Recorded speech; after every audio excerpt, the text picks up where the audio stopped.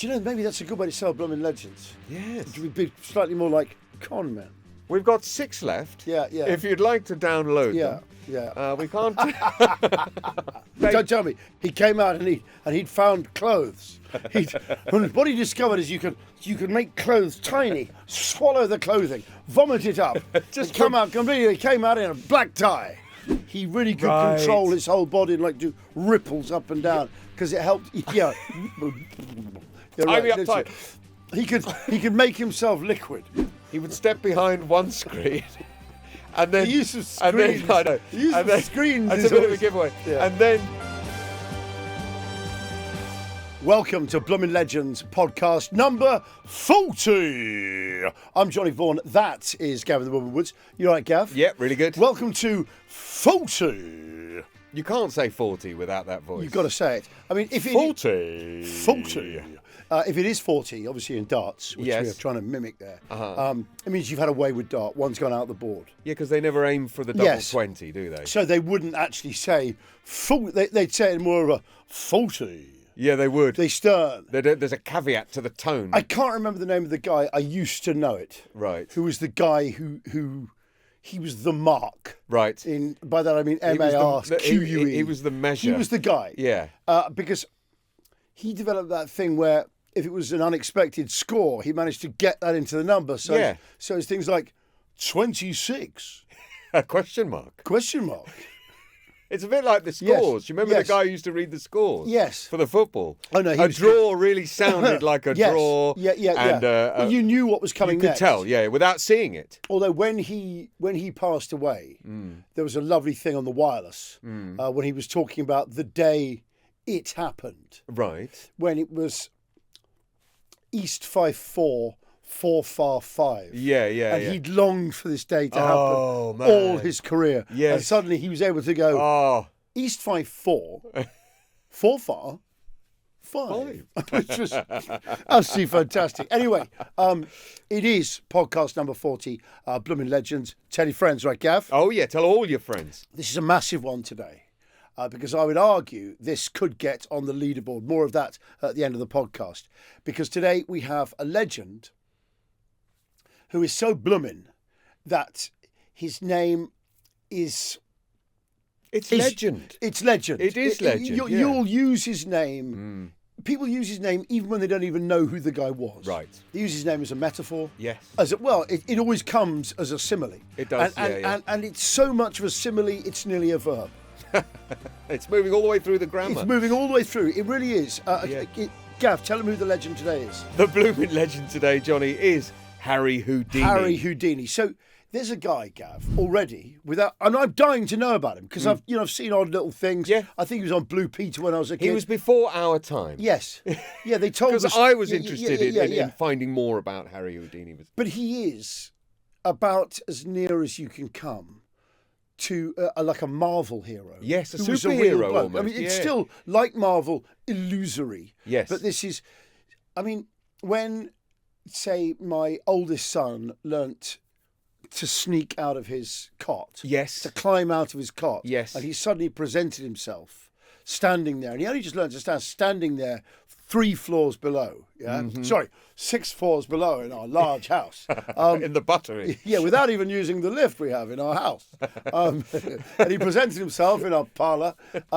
Straight away, grandparents are like, he's like Houdini. Of course he's they like do. Houdini. Yeah, exactly. People can almost say, he Houdini'd his way out of there, in which case you're getting... Definitely. You're getting near being a verb. That's how much of a legend today's Bloomin Legend is. So, if you're like me, you know Houdini, you know he was an escapologist, you know he was some kind of magician, you probably know he took all his secrets to the grave, or did he? Well, let's find out as we turn to the woodman who has...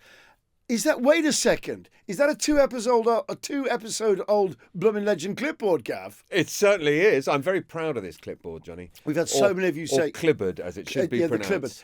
So many of you are saying, can we get Bloomin Legend clibbards as part of the merchandising? The answer is, don't be so fucking stupid. Go on, Gav. Of course you It's just a bit of wood.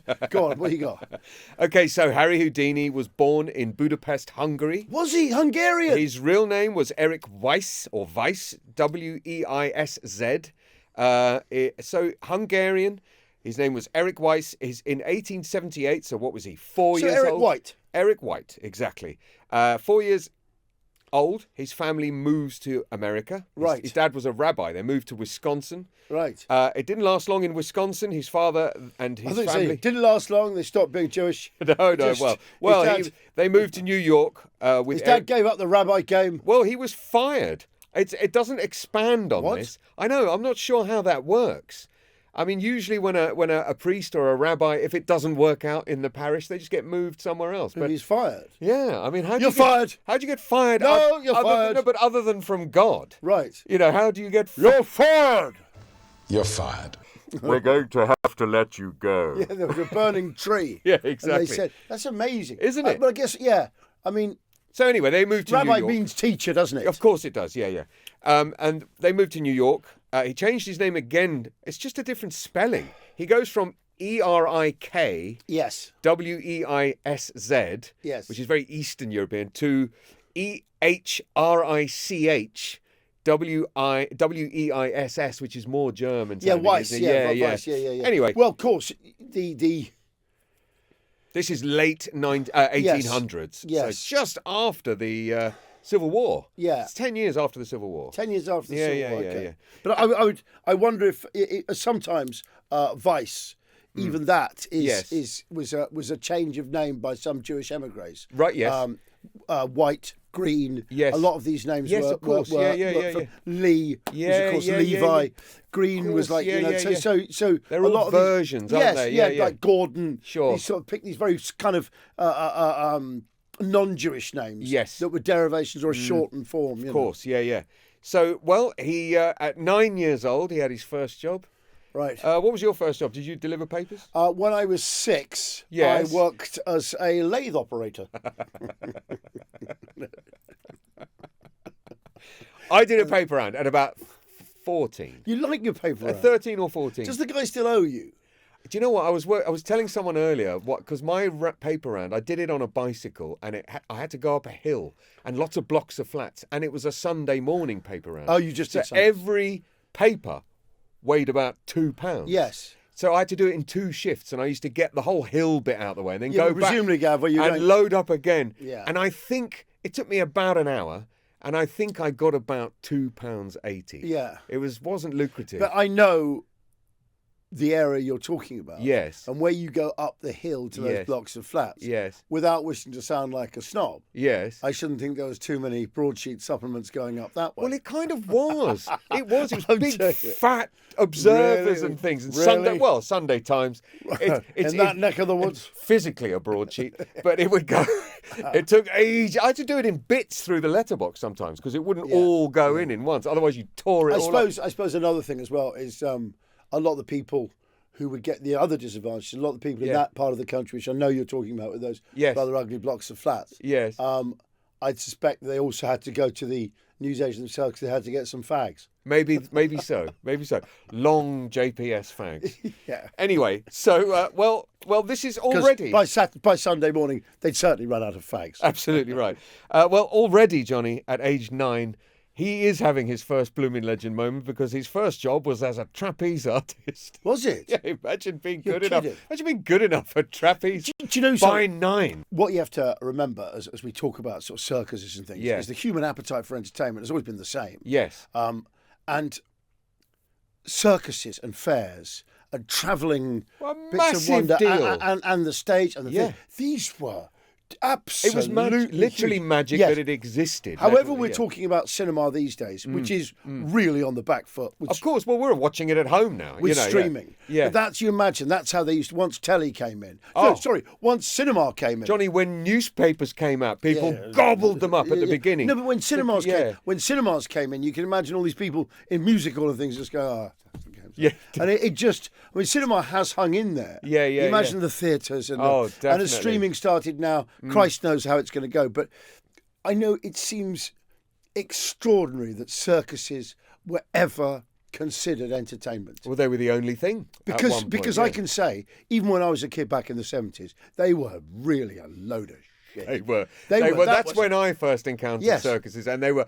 third team away performances. Yeah. They weren't the best of the best. No, they was. It wasn't the golden age. But also you'd get sort of, you'd get this some sort of acrobatic thing going And they'd on. always use an Italian name. Yeah, The great Bandinis or whatever. Yeah, you would. You sort of got the Girardi brothers. Yeah. And then seconds later, they'd appear, or second half, they'd appear on the trapeze. There's like the flying Jablonskis. You're sort of thinking, it's the same guys. He was Italian a minute ago, now he's Russian. But I can say that all my life, circuses have been just shit. Awful. I mean, I saw circuses with tigers in. Yeah, I when know. I was a kid, there were circus tigers, like guys cracking whips around lions. You're thinking, well, you've got some nerve. No, but you spend the whole evening thinking, I hope the tigers don't get out because the nets had come down. And then the rest of the evening, you're thinking, I hope that clown stays away from me. Yeah. And there's things you don't realise, like clowns are drunks. Yes. That's the whole joke. Formalised drunks. And that's the whole thing of like Red Nose Day. It's actually, if you have got a drinks problem, I find it really offensive. Yeah, absolutely. It's Red Nose Day. Also, in those early days, the circus and the stage, it was a blurred line. Yes. You would get trapeze acts on stage. Yeah. And in Can you imagine if I decided to start bringing legislation to stop Red Nose Day because it's offensive to drunks? Absolutely. Imagine the sort of, imagine the claptrap, PR, woke nonsense. No, but it is though. I bet people with red noses find it really offensive. Yeah. And that's where, so red nose comes from that, the car collapsing, the stupid walks, pratfalls, the baggy trousers, the flowers squirting, and also... And the staggering walk and everything. But at the time, when you're looking at circus clowns, you never think, oh, they're taking the piss out of drunks, out of the drunken community. Yeah. Drunken fools. That essentially, those guys who are war memorials now, hitting each other and getting drunk. Yeah. I mean, your modern clown should really be wearing like old anoraks, sneakers laced up much too tight, a bit too big for them, and like an old Rangers shirt. Sure, yeah. I just picked that at random. Random. Or Celtic, could be either. But like an old second strip for a football team they don't even support, and jeans covered in piss, and that'd be modern clowns. It'd be set around a war memorial. Very different. Shouting different at traffic with Special Brew. That's right. Not the same act at all. No, not the same act at all. Anyway, 9 years old, he's already working. Circuses were massive. He's already working at 9. Yes. As a trapeze artist. And he was called Eric the Prince of the Air. Yeah. Which is quite a nice billing. As a teenager, he starts training as a magician. He started as a magician. Under the name Houdini. That's when he first did it. He named himself after the French magician Jean-Eugène Robert Houdin. Right. So is that who he named himself? Yeah, after? so it's showbiz. There is no artist, no musical artist, no magician. There is no artist who isn't inspired by someone else who amazed them. Yeah. And he's just borrowed the name. It's fantastic. The Harry part he took from an American magician called Harry Keller. So we're into the 1890s. He's a young teenager. Yeah. This is the early struggle years. He starts his magic career. He's doing dime show magic tricks. Where's he learning his magic? Beer halls, museums. He's learning from other magicians, like all magicians do. But magic is really protected. Very protected. Even now it's protected. They have the magic circle. And you see the size of the magic circle building in LA. Have you ever been past it? No, is it serious? Oh, it's a castle. It's a castle, Gav. Is it really? A castle of secrets. And it probably goes down like the Pentagon. Isn't there like sort of, they'll sort of say, actually, basically, there's only 7 tricks. Right. And that's once apart you've from learned card them, you stuff, can do versions of it. Yeah. I'm sure. And they've got names for it all. So I'm just doing the set. Yeah. I'm doing the lay. Right. And there's the Panther's Cave. The Hanging Garden. The Barcelona Rumba. All this sort of stuff. They're like cons, aren't they? They are like cons. Yeah. Cons, which are magic illusions. They are. They've all got names as well. Yes, they've all got the names. different grifts and cons you can do. Yeah. Incidentally, if you've got time, do watch Sneaky Pete on Netflix. I've gone back and watched it. It's old. Is it a documentary? No, it's about con men. Right. But they've got names for everything of how they do it. Like, the 2-card shuffle. The Spanish box. Right, yeah. When you get them in a Spanish box. The Russian rumba. There's always got. They are Mexican handbags, all of them. No, everything is about getting the person's greed and confidence. Right. That's it. Yeah. So they think, and then it's easy. They think they've got one over on you. Right. Until it's too late. No, I can't have any more investors. I'm sorry. Yeah. I'm sorry. Yeah. I'll be doing my other investors. No, I can't because it's not right, because it's not fair on the people I've already told could come in on this. And they think they've pulled a fast one. Yeah. I can't. I can't. Until your ship is already sailing out of the port. Do you know, maybe that's a good way to sell Bloomin Legends. Yes. It would be slightly more like Con men. We've got 6 left. Yeah, yeah. If you'd like to download Yeah, them. yeah. We can't. We can't make. No, we shouldn't mention. No, we can't. We shouldn't promise. We shouldn't promise you anything. But we've got too many. No, already say no more. You've said too much, John. Because the more listeners we have, it's to do with sponsorship. No, we simply go. No, go. Do. So yeah, he started like anyone else, just trying it out, and it didn't do great. He was getting ignored. How old was he at this time? 10? No. He's like 14, 13, Okay. 14, Oh, he's 15. a man. Yeah. He's a man. He's a young. No, he's not 9. He's a young man. He's a man now. He's ignored. He would perform in beer halls. People would ignore him. He was doing little card tricks, a bit like a wedding magician, you know. Yeah. And then Wankers. there is one instance where he played to an entirely empty room. Something that I have done when I was in a band once. I played literally to the sound man we had working for us. It was hilarious because we just did the set. It was like a rehearsal. Anyway, whilst performing in the 90s, this is the 1890s, he meets his future wife, Wilhelmina Beatrice Rana, a.k.a. Bess. Yeah. At the time, they became a double act. He had been working with his brother, Dash Houdini. Yeah. But so they're both Houdinis now. Yeah, and by the time him and his wife got married, they became the Houdinis. Okay. And she was his onstage assistant as well as wife. Oh, Christ. But she was originally Dash's girlfriend, so it's his Bloomin' Legend moment number 2. He stole his brother's girlfriend. Yeah, right. That's pretty impressive. The family act, it's amazing, isn't it? It was a big thing in variety because, of course, cheaper to live together, cheaper to move together. And you start training young. And all the greats, their parents were trapeze artists, and they became even greater. But my granddad was wanted to get into music hall years ago. Yes. And he was a tap dancer. Right. But he performed and went round with my auntie Margaret. The two of them. As an act? Yes. Until my granddad's father. Yeah. Found out about it. Yes. That he was only 14, 15. Right. He was appearing at the Birmingham Apollo or Birmingham. In variety shows. Yeah, in a variety show. He's booked there. Yeah. He managed to get on this bill. Yeah. And my great granddad, his father, Milton Vaughan. Yes. He found out about it. Now he himself was quite wayward because he was the billiards player? Yes, he had been British snooker and billiard champion 1921. Wow. And he was something of a con man himself. Right. But he wouldn't. He was snooker and billiards. That was quite a sleazy world. Although it cleaned up because they became all billiard and snooker halls were no alcohol. They became where people would go to get away from booze. They all had temperance over there. Yes. There were temperance billiard halls. But even he drew the line at music hall. That was degenerate. That was sleazy. You know, that he'd definitely fall in with sexual shenanigans. Yeah, and betting and all that. But also doing sexual favours. Yeah. It was considered a really sleazy travelling world because it was where lots of people who were then seen as quite insalubrious characters. Yeah. It was where they'd hide and move around. They'd find a home. So he came and stopped my granddad just before he went on. He grabbed him and took him home. Saved him from the industry. Saved him from musical. Wow. Yeah. I love this whole idea of choosing the name you act under because I love the idea. I looked up a few others. I looked up there was a circus act, a tightrope act called Herr Christoph. He was but it made me laugh so much. That's so good. His name was George Christopher. Yeah. He was of African heritage and he was born in Swansea. Right. And he chose the name Herr Christoph. Okay, please. We'd always like your names of glorious British motorcycle marks of the 20s and 30s. Yes. But please. Vaudeville performers too. Please. Fake named. If you want to throw in a vaudeville performer, and if you can do real name, changed name, if you can make that leap of the imagination, drop it in there, or again, make a poster for them on our socials. Yeah, please do. At Bloomin Legends, which is, of course, on TikTok or Insta. Go on, Gav. I found another one, Henri Lestrange. There you go, right? He was from Australia. Yeah. And I couldn't even find out his real name. He was a funambulist. Do you know what a funambulist is?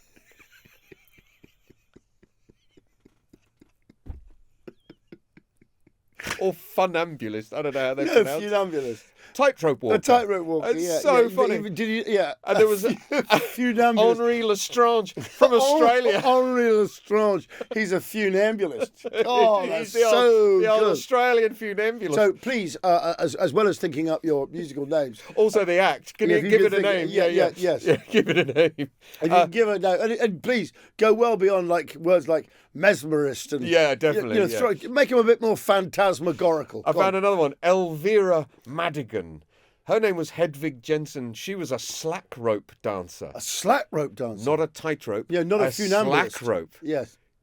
That's a different act, isn't Yeah, it? it is. Because the rope is No, wobbly. yeah, you swing, don't you? I think Right, you probably swing, and I would think, like with anything, as the lone snare does that. Yeah. No, probably a bit rhythmically as well. Yeah. To build the tension, yeah. Depending on how many musicians the circus could afford. It's basically a one-man Quite band. musical, but I would think you'd get it swinging. Yeah, on a slack rope. definitely. You get it swinging and keep doing the moves. until Gav. Yeah. Way. Yeah, right.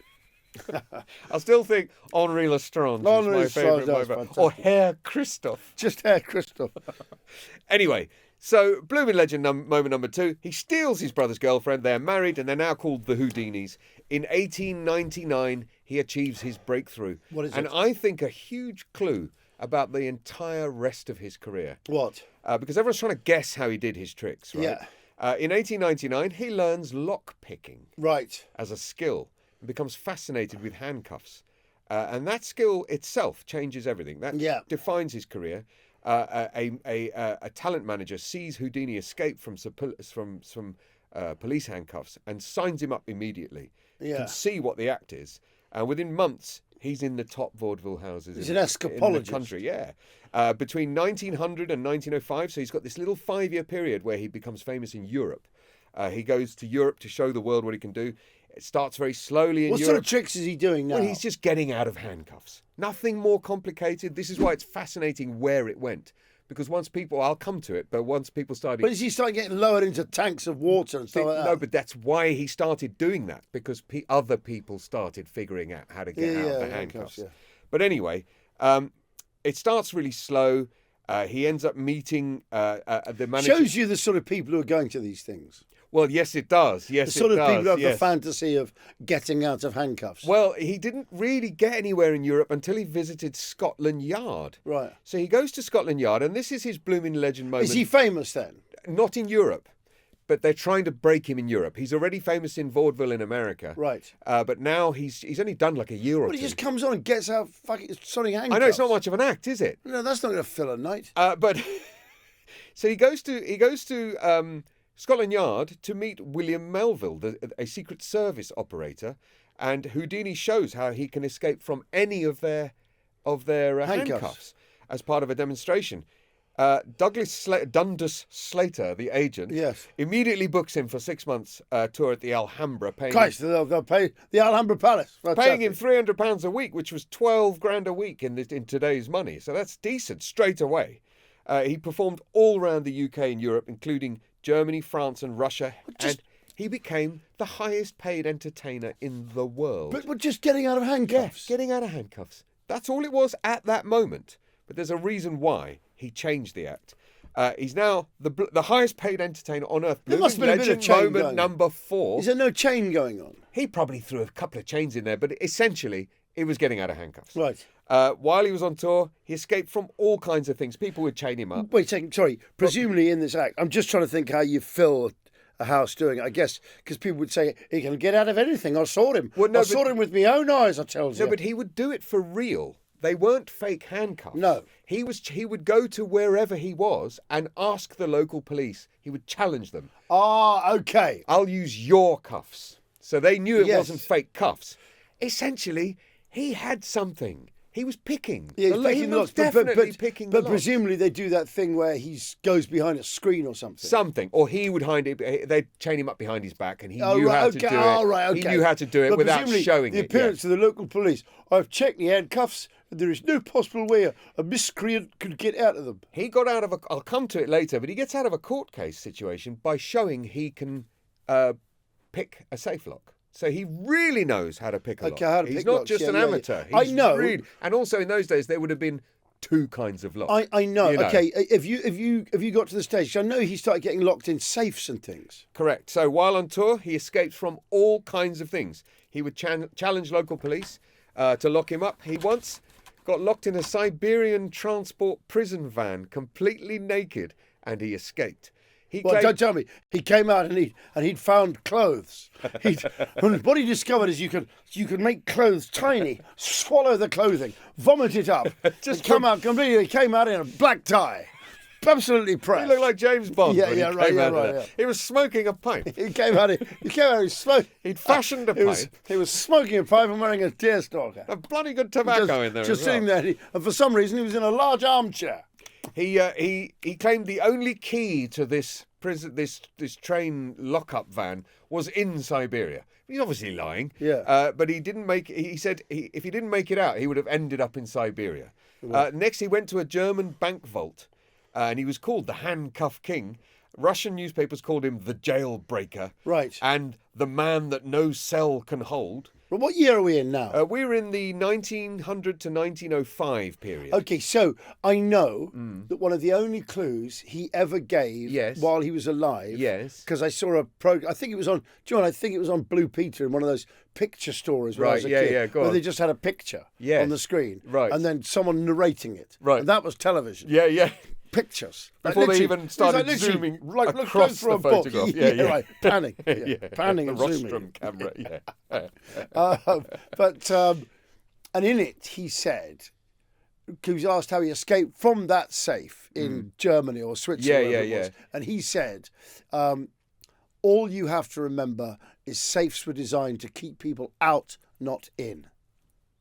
See, now, but that could be a misdirection as well, which is a very magician trick. Yeah. With things like safes, I just think he knew someone. Yes. I think he paid. I think he paid someone. No, you're talking about someone 100 quid. Yeah. What he was very good at was finding someone who was quite greedy and corrupt. Right. Yeah. In Russia. Yes. In Switzerland. Yes. He just made sure he knew what to do before he accepted the challenge. I think. I mean, he could definitely pick locks.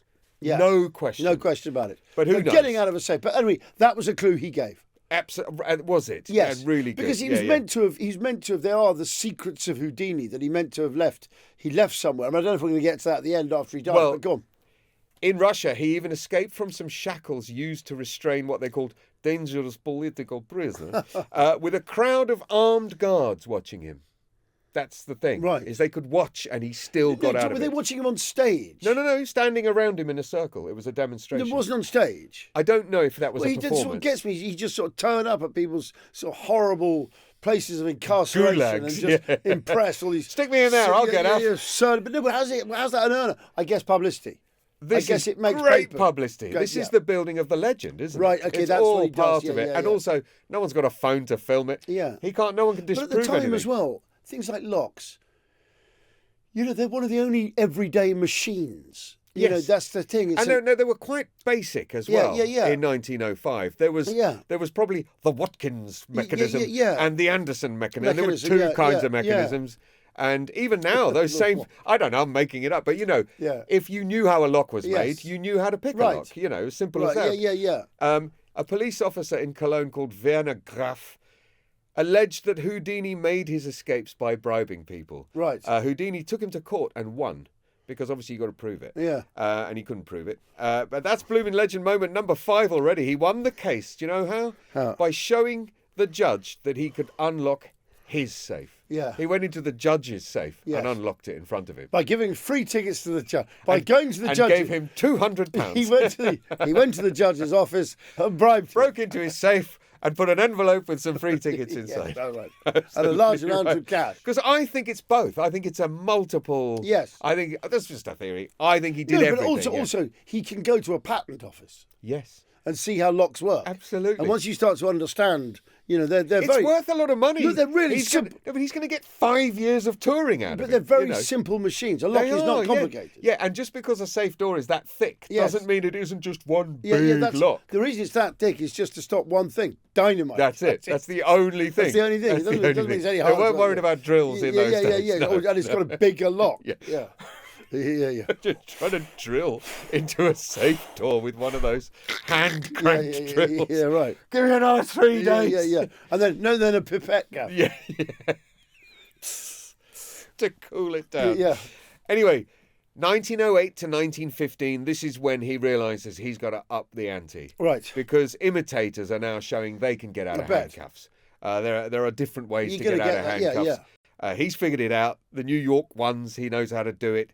So he raises the stakes and he decides there has to be some kind of life-threatening element to the act. Right. I have to be underwater, or I've got to be hanging up above a. There's got to be some bogus jeopardy. Absolutely right. Yeah. Which at least he's doing, because that's theatre. Yeah. David Blaine just stood in a box for a week. There's no magic. Don't even talk no about danger. That, man. Yeah. He just was standing in a box. Yeah. Nothing remarkable whatsoever about it at all. So he was once locked in. He was once locked in a metal milk can. You know those big milk urns? Yeah. Filled with water. A churn. And he emerged minutes later, safely. They locked him in it. See, the other thing I don't get is the padlocks are on the outside. This is where I'm like, how does he do that? This is what I don't get either. Yeah, I've never figured that one out. You sort of see these things roped in chain all around them and a lockdown, and there's a guy inside. He's already in there. His hands can sort of come out and, I don't get it either. That's where I'm lost. Yes. I mean, he must have an accomplice. accomplice. If you're inside a box and you're in a bag in there, then you can do all sorts of jiggery pokery. You can do whatever. Yeah. Exactly. Then he did the Chinese water torture cell. This is in 1912. He's suspended upside down, feet locked in stocks, lowered into a glass tank full of water, and this became his signature act. It's the one that made the whole world ask, how the hell did he survive that? Yeah. Because he's I think cuffed behind his back, hanging upside down in a sack with chains all around because him. It'll be the same trick as just standing on stage doing it. Everything else is he's unlocking the cuffs. But what sort of world is it where everyone knows there's this guy doing this trick? What a world of wonder. Now, if there's someone doing that, you're literally being immersed in water until he can take the chains off. Wouldn't even hear about it. No. It appears like 5 minutes on like some variety show. Yeah, you're right. Yeah. To be on the Royal Variety like 10 years ago. But it would have blown their minds in those days. In those days, it's like literally like Jesus. Absolutely right. Then he did the buried alive stunts. He was buried in sand. He was buried alive in a coffin and then buried underwater. He escaped all of them. One attempt, he nearly dies, but he performs again weeks later. Right. There must have been something went wrong and he nearly ran out of breath. We're now into his aviation adventures. Okay, I didn't know he was into flying. No. Don't forget, I think the Wright brothers flew their plane in 1903, the first time ever. But it advanced pretty quick, Gav. It did. If we're going to get there, but not much by 1909. All right, but by 1969 they're on the moon. No, I know, but this is 1909. Not that, it's only 60 years. He becomes obsessed with aviation and he buys his own biplane, employing a full-time mechanic, and becomes a pilot. He is one of the first ever qualified pilots in America. Wow. Because they didn't even do licenses until a few years later. I was going to say, This is his licenses? This is his Bloomin Legend moment. I think we're up to number 6. He buys a plane, takes off and crashes it straight away, brushes himself off, gets it fixed, tries again.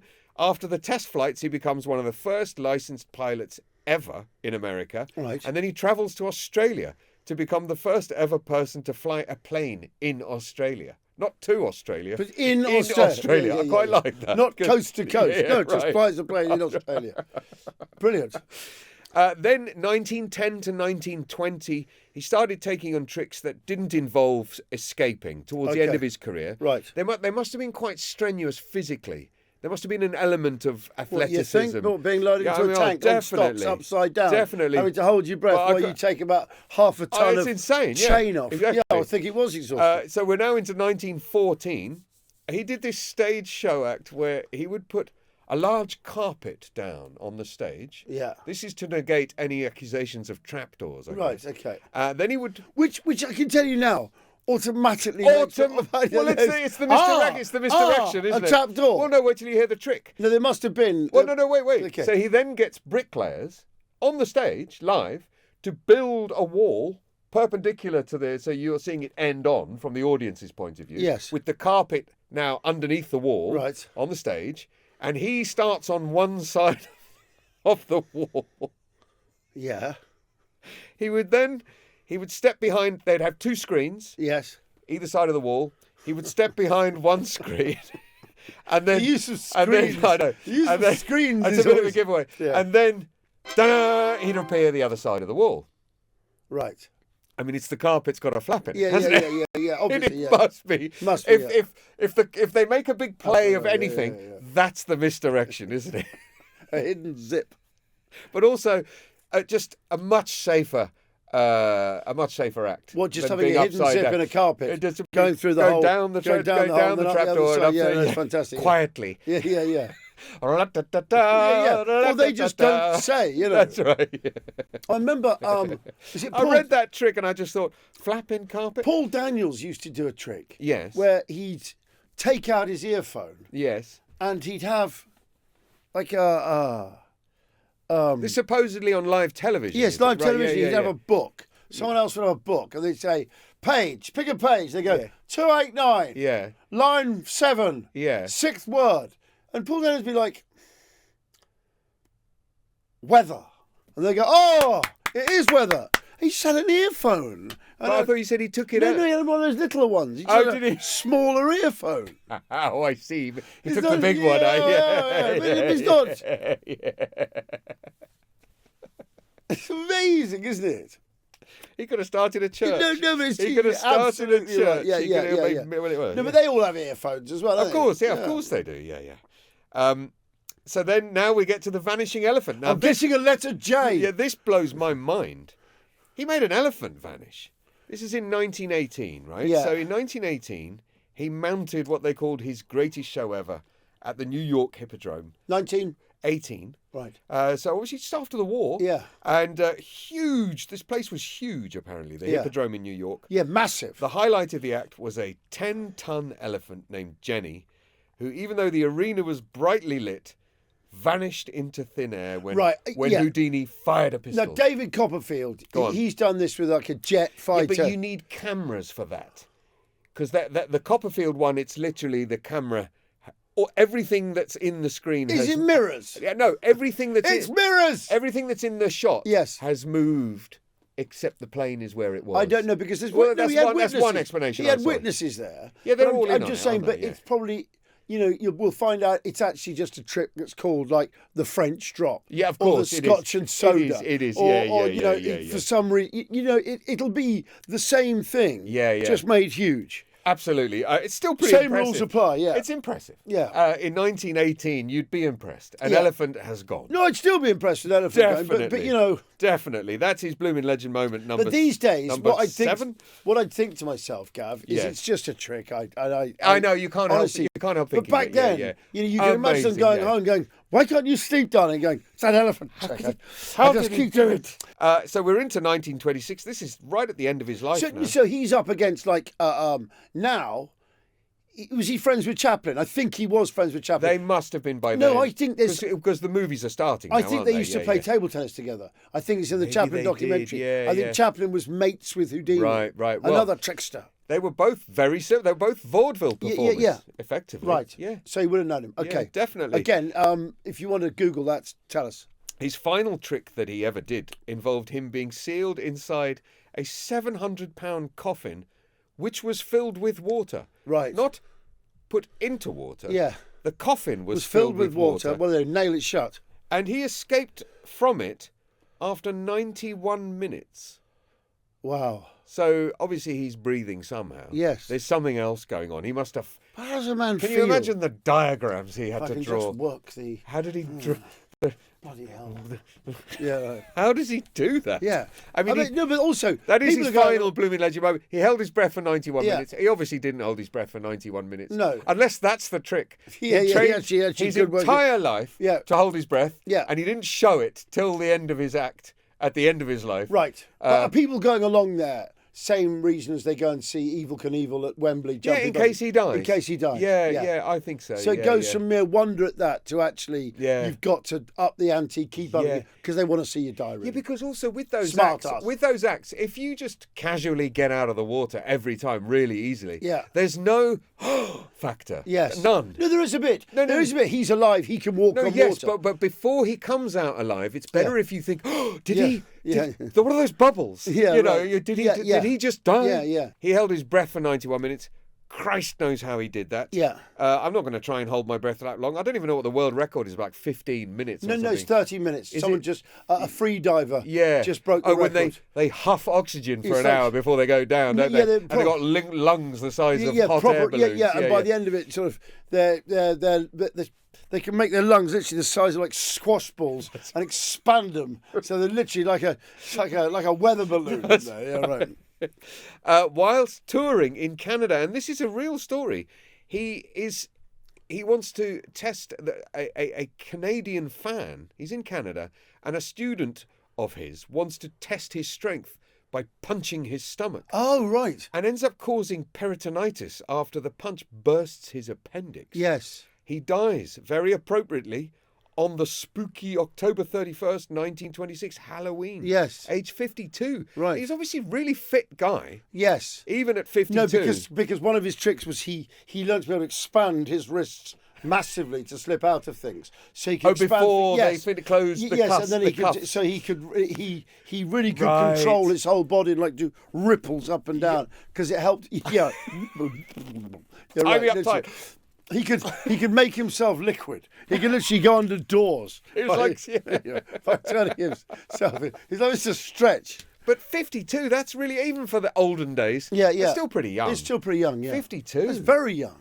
But what a life. What a life. Unbelievable. What a life. What a life. So Houdini. Yes. And Gav, let's face it, still to this day, what year did he die then? 1926. So 1926 he dies.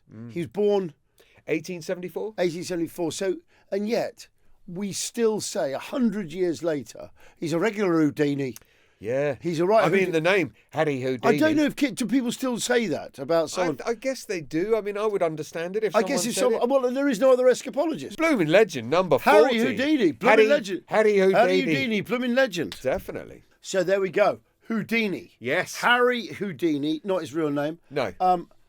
Gav, I think he's got to go on the top 10 leaderboard because if you look, I mean, Charles Upham, we put him at the top. Yes. Rather hastily, but he got 2 Victoria Crosses. He did, So yeah. we've got him there just to add a bit of mystery. But look, Sure. Rasputin, household name. Yeah. Boudicca, household name. Ivan the Terrible. Yes. Sir Christopher Lee, Vlad the Impaler. I mean, some of these are literally legends, aren't they? So, yeah. Jack Churchill took bagpipes. You see, I've got. He's more legendary than him. He really is. Okay, yes. He He is. is. Yeah. I mean, we still talk about him. Houdini is a household name. Right. I mean, the thing is, I want to cheat. I hate losing Churchill because I know. he shot a man with a bow and arrow in World War II. In World War II. I don't know what I'm going to do. I don't know what we're going to do. Right, I'm not losing him. We can't. I'm not can we? losing him. Hey, do you know what? What? The great news is What? our regular producer isn't here this week. That's a good point. Ben's not here to enforce it. Okay, so who are we going to lose? Come on, we've got a free pass. I'm going to lose Josephine. No. What did Patrick Lee Firma do? Oh, no. We can't lose Patrick. We can't lose Shackleton either. No. And Vlad the Impaler. Come on. Yeah. A forest of bodies. A forest of bodies. A forest of bodies, indeed. What other phrase do you need? Okay. This is genuinely tough. This is really tough. This is genuinely I'm tough. going to take out Josephine Baker. He's going in there. Okay, we've amended the rules, but my God, look at that top 10. Look at that top 10. Are you watching, Benny? Yee. Right, let's get to our own leaderboard. Our local heroes. Our local heroes. You ready? In fact, he should go higher than that. Well, If we are going to do this, Yeah, but he might escape. he might escape, yeah. I'm really going to shake it up. Yeah, between Shackleton and Firma, maybe. Where are you going? Where are you going? Well, he's more of a legend than Sir Christopher Lee. Okay. No. I don't know. No, Sir Christopher Lee. Come on. No, but Sir Christopher Lee. Oh, God. He was in the SAS, for God's sake. okay. Harry Houdini knew what the I danger think was. he's going to go here. Yeah, go on, stick him there. Stick him there. Yes? Yeah, stick him there. Do we think? He's only a magician, though. I know, and he was cheating, don't forget. He's cheating and bribing. But the point about him is he is a legend. He And definitely that's what a legend. this is a measure and of. his legend does live on. Right, so to get in touch with Bloomin Legends, email bloominlegends at global.com, bloominlegends@global.com. Time now for your own Bloomin Legends. Please make sure, if you have got one of those Bloomin Legends, you can nominate them by dropping a comment below. You can put an account there or go on our socials at Bloomin Legends, which is on Instagram or TikTok. Gav, what's Al from Anglesey saying? Al says, "Hi Johnny and Gav, love Bloomin Legends, looking forward to listening to new episodes. Back in the 80s, I used to help out a mate who collected scrap." This is a lovely way to start a story.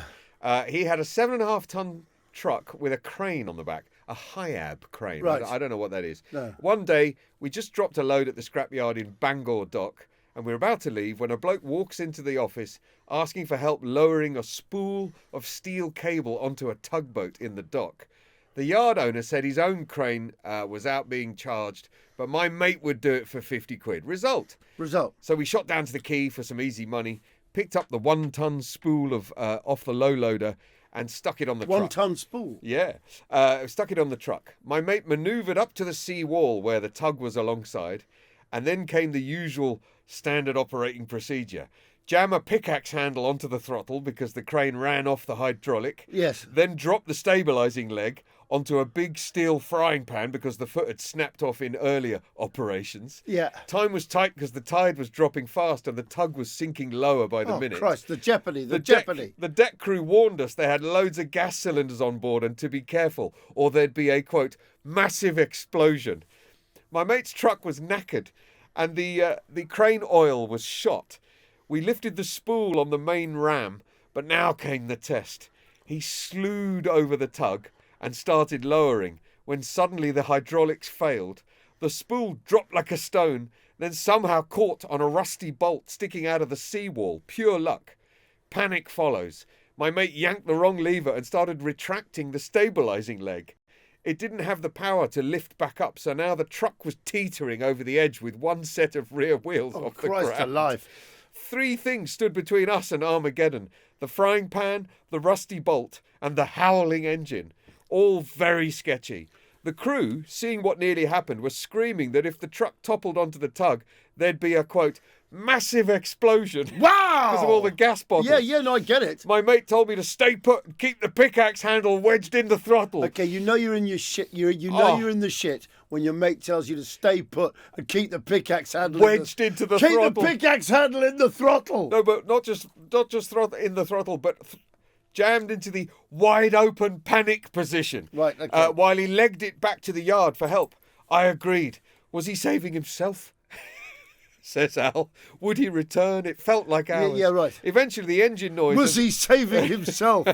It's a ripping yard. This is such a great story. No, but he's also, what I like about it, Gav, is he's asking himself questions. I know. Would he just save himself? Find out next week. He's giving himself cliffhangers. Anyway, eventually the engine noise and the crew's yelling faded into a distant hum.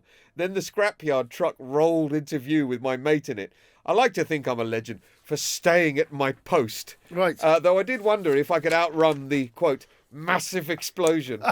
Maybe the real legend was... I've never... Can I just say, it's very... Well, no, twice in my life, which I'll talk about at another occasion, I've thought about, can I outrun the explosion? or shall I stay and watch? Yeah. I've had I'd quite like to see it. On both those occasions, it's outrunning, but then at a distance, I'd like to see... The explosion, the result. But go on. He says maybe the real legend was the yard owner who got his truck started, overreached our crane, hooked the spool and lowered it safely to the tug. How about that? We didn't get our 50 quid. The tug roared out, churning up mud and shopping trolleys, barely catching the tide, leaving behind the stench of sea mud and a crew shouting, "You fucking idiots!" I left the scrap game and I never went back. No, but